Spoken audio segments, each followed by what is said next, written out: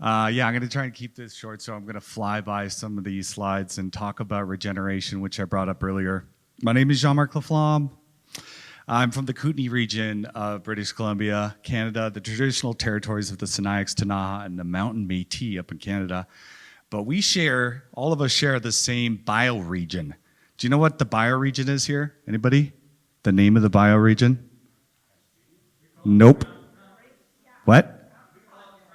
Nope. Anybody else? Boy, oh boy. It's called the Greater Rockies and Mountain Forests. That's what we share across our whatever political border that we call. It's the world's largest unprotected border. So yeah, our bioregion is that. And I want to just kind of close off Winterland and hopefully inspiring you about our regenerative future. And also I want to talk about building a time machine tonight because I've got a solution for you. It came out today. So regenerative living is an approach to designing systems or solutions that aims to work with or mimic natural ecosystem processes for returning energy from less usable to more usable forms. It seeks to move beyond sustainability by actively restoring and regenerating the natural world while simultaneously improving human well-being and fostering a more equitable and resilient society. So I believe we need to directly connect our technology to nature so it has a voice, a vote, or a seat on our development teams. We can regenerate absolutely everything from bacteria to humans and the stuff we make. We're still stuck on the screen. So I'm going to just talk about a powerful prediction here. Compounding crises are going to catalyze a shift towards regenerative living, fostering community resilience and innovative engagement using AI, allowing us to co-create a future abundant in health, wellness, and flourishing ecosystems. Who believes this? Maybe. Compounding crises. Hells yeah. So what if humans could live in a $50,000 home instead of a $1 million home? Well, that home is here for real. It's here for real. There are actually hundreds of companies producing them. Check out housinginnovation.co for all of them, and we'll feature a select one today. Support is growing since there are actually 150 million people who are homeless, 1.7 billion people without adequate shelter, and North America only almost half of us are house poor. Like maybe not everybody in this room, but we're almost all of us, and the majority of us are becoming house poor. So we can crush the cost of living, as I say.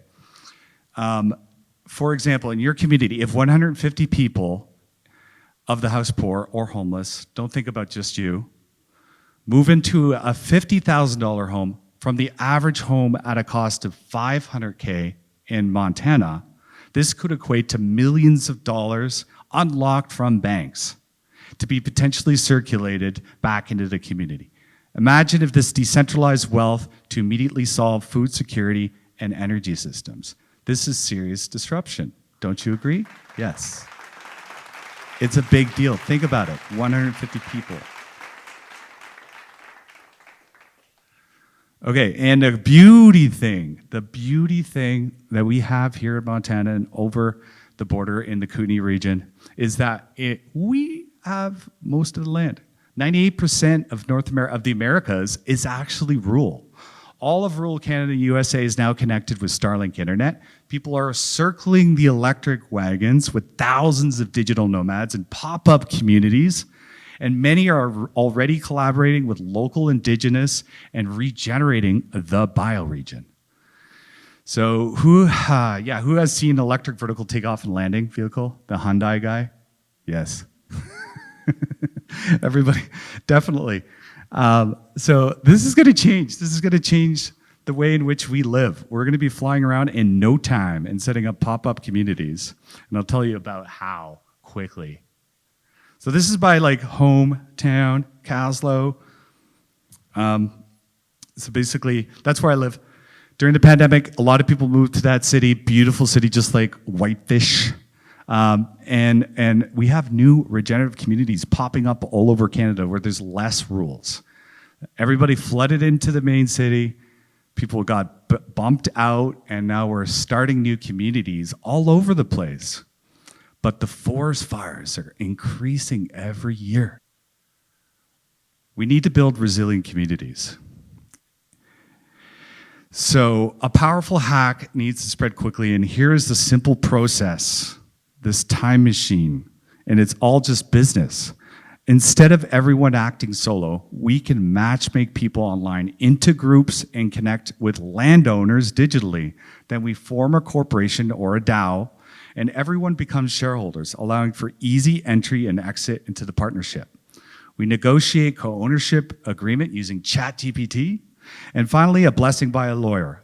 Buy the land, raise the capital for the affordable infrastructure, and presto, plug and play and regenerate.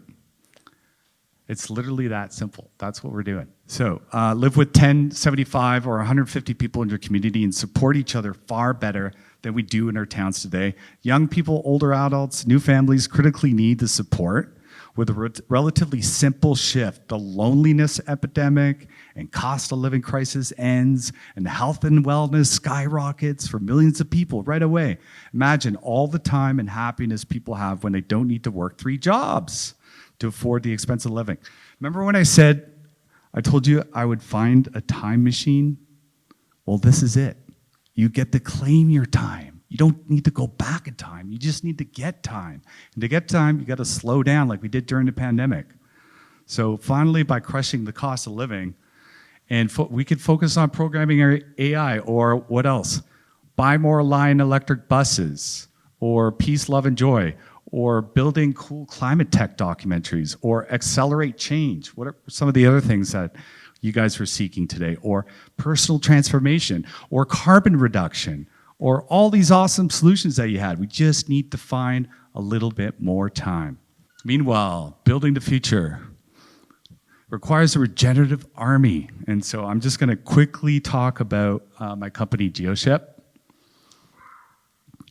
So 5 critical issues that we need to face. Sustainability, 27% of global carbon emissions come from housing. Last year, we shattered the record for billion-dollar disaster events, and now insurance companies are pulling out. So sustainability, resilience, affordability. Another stat, homes are unaffordable for over 70% of Americans under 35. Health, over 800 toxic chemicals and common construction materials. Scalability, extreme shortages in housing and construction workers. Cars are assembled with robots since '61. Why the hell did we not actually do this for our homes? I have no idea. There are many reasons we won't need to debate right now. So radical decentralization is what we need. I encourage you to kind of flip through these slides just talking about the network state. Anybody hear about the network state? Please read the book, look at it. It's really cool. Pop-up communities happening up all over the world. We're running these new communities in parallel with your existing communities. And then eventually, hopefully, we'll have a whole new system, a whole new series of institutions that are running in parallel and then eventually take over.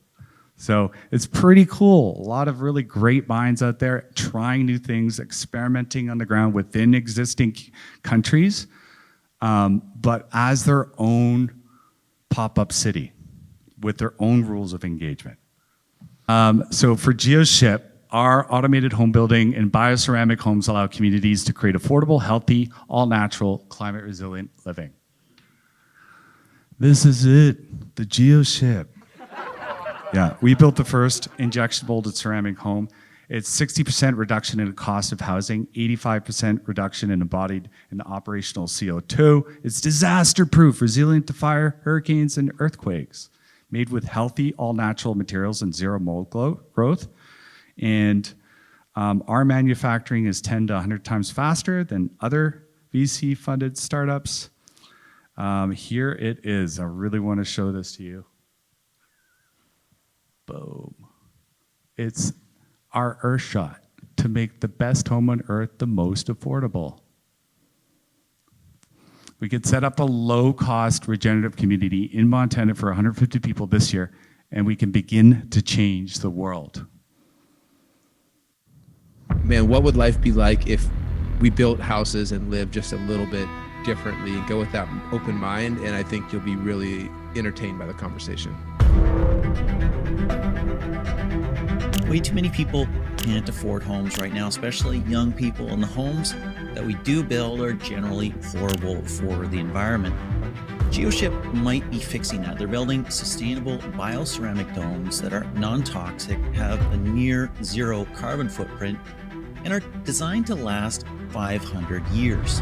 They're also intended to be affordable and mass producible, and maybe even deployed in communities where people can live together, not apart. Hi, I'm Morgan, one of the founders of GeoShip. Our Earth shot is to make the best home on Earth the most affordable one, and scale manufacturing to 1 million bioceramic domes per year. Our overarching purpose is to further the evolution of consciousness by reconnecting human communities with the natural world.